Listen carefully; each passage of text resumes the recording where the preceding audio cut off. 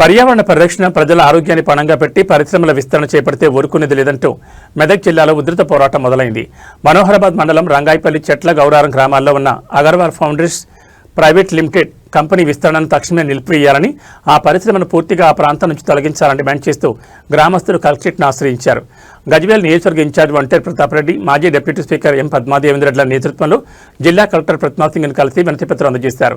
భయాందోళనల మధ్య పోలీసు బలగాల కాపలతో నిర్వహించిన ప్రజాపరిశ్రేకరణ పూర్తిగా ప్రజాస్వామ్య విరుద్ధమని వారు మండిపడ్డారు. అగర్వాల్ స్టీల్ కంపెనీ ఏర్పాటైనప్పటి నుంచి రంగాయపల్లి చెట్ల గౌరారం గ్రామాల ప్రజలు నరకప్రాయమైన జీవితాన్ని అనుభవిస్తున్నారని బీఆర్ఎస్ నేతలు కలెక్టర్ దృష్టికి తీసుకెళ్లారు.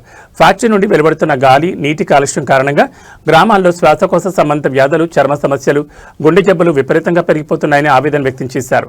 కాలుష్య జలాలు భూగర్భంలోకి చేరడంతో త్రాగునీరు పూర్తిగా విషతుల్యమైందని, పశువులకు సైతం స్వచ్ఛమైన నీరు దొరకని పరిస్థితి ఏర్పడిందని వివరించారు. ఈ కాలుష్య ప్రభావంతో వ్యవసాయ భూములు చౌడుబారిపోయి పంటల దిగుబడులు పడిపోవడంతో రైతులు కోలుకోలేని నష్టాలు చవిచూస్తున్నారన్నారు. ఈ నేపథ్యంలో ప్రస్తుతం కంపెనీ విస్తరణకు అనుమతులు ఇస్తే చుట్టుపక్కల ఉన్న మరో 4 గ్రామాల ప్రజలు కూడా పూర్తిగా రోగాల బారిన పడతారని వంటేరు ప్రతాప్ రెడ్డి, పద్మా దేవేంద్రెడ్డి హెచ్చరించారు.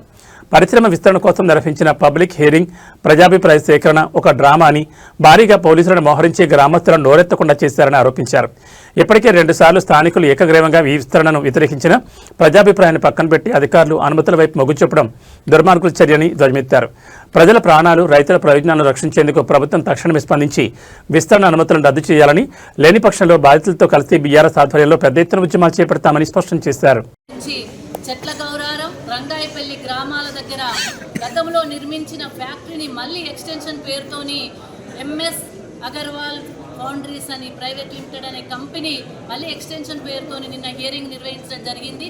ఆ హియరింగ్లో ప్రజల అభిప్రాయం తెలియజేయడానికి వెళ్ళిన ప్రతాప్ రెడ్డి గారిని కూడా అరెస్ట్ చేయడం జరిగింది. మరి ఇది చాలా దారుణమైన సంఘటన.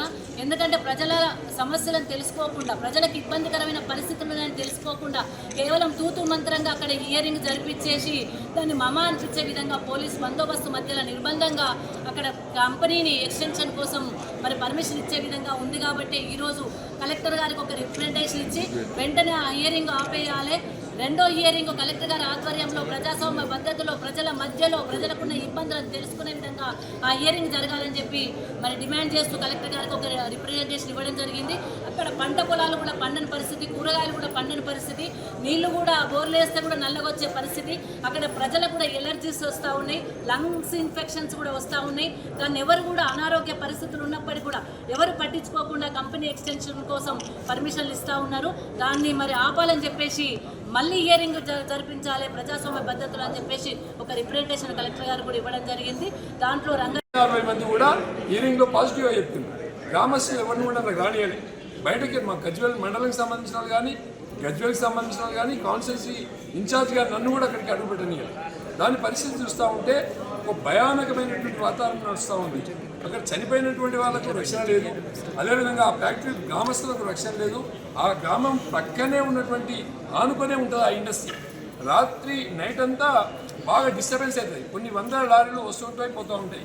నెలకు 1,00,000 టన్నులు అది మ్యానుఫ్యాక్చర్ జరుగుతుంది. ఇప్పుడు ఇంక 2,00,000 టన్నులు మ్యానుఫ్యాక్చర్ చేయాలని చెప్పేసి ఎక్స్టెన్షన్ పెట్టుకున్నారు. 2,00,000 టన్నులు మ్యానుఫ్యాక్చర్ చేస్తే ఆ గ్రామంలో ఎవరు ఉండే పరిస్థితి ఉండదు. దయచేసి నేను ప్రభుత్వానికి కానీ, ఇక్కడ కలెక్టర్ గారు కానీ 2 చేతులు నమస్కారం చేసి చెప్తా ఉన్నా, మళ్ళీ హియరింగ్ చేయండి. 25 సంవత్సరాలుగా రంగాయపల్లి చెట్ల గౌరవం సంబంధించిన ప్రజలు ఇబ్బంది పడుతూ ఉన్నారు. అక్కడ ఫ్యాక్టరీ స్టార్ట్ అయినప్పటి నుంచి ఇప్పటివరకు ఆ ఫ్యాక్టరీలో కొన్ని 100 మంది చనిపోవడం జరిగింది. దాన్ని కూడా రూపురాన్ని ఎస్హెచ్ఓకి ఆర్టీఐ కింద పెట్టినాం. ఎంతమంది చనిపోయినరో వాళ్ళందరినీ కూడా ఎఫ్ఐఆర్ కాపీలతో సహా ఇవ్వాలని చెప్పినాం. దాన్ని కూడా తీసుకొని ఎన్జిటికి వెళ్ళే ప్రయత్నం చేస్తాం. అదేవిధంగా హ్యూమన్ రైట్స్లో కూడా దీన్ని క్వశ్చన్ చేయాలని భావిస్తున్నాం. ముఖ్యంగా ఈ MS Agarwal foundries private limited company ఏదైతే ఉందో అందులో జిఎస్టీ లేకుండా, జిఎస్టీ అసలు కట్టరు. స్టీల్ ఏదైతే ఉందో ఖరాబ్ అయినటువంటి స్టీల్ని తీసుకొచ్చి రీసైక్లింగ్ చేసి మళ్ళీ దాన్ని వితౌట్ బిల్లు స్టీల్ వస్తుంది, వితౌట్ బిల్లు స్టీల్ మ్యానుఫ్యాక్చర్ చేసి అమ్ముకుంటారు. జిఎస్టీ వాళ్ళు కూడా దాని మీద ఎంక్వైరీ చేయాలని చెప్పేసి అదొకటి కూడా రికమెండేషన్ చేస్తాం. ఎన్జిటి వాళ్ళకి రికమెండేషన్ చేస్తాం. హ్యూమన్ రైట్స్ వాళ్ళకి కూడా రిప్రజెంటేషన్ చేస్తాం. మరి అదేవిధంగా హైకోర్టులో కూడా పిల్లేయాలని డిసైడ్ చేసుకున్నాం. మరి ఏదేమైనప్పటికీ కూడా రంగాయపల్లి చెట్ల గౌరవరం ప్రాంతంలో ఉన్నటువంటి వ్యవసాయ భూములన్నీ కూడా కలుషితంగా మారుతూ ఉన్నాయి. ఆ గ్రామ ప్రజలు గ్రామంలో బట్టలు ఆరేసుకోవడానికి కూడా ఆరేసుకుందామంటే కూడా భయం. ఆరేసిన బట్టల మీద మసి పడిపోయి యాష్ పడిపోయి బట్టలు కట్టుకునే పరిస్థితి లేదు. ఒకవేళ ఎన్నడైనా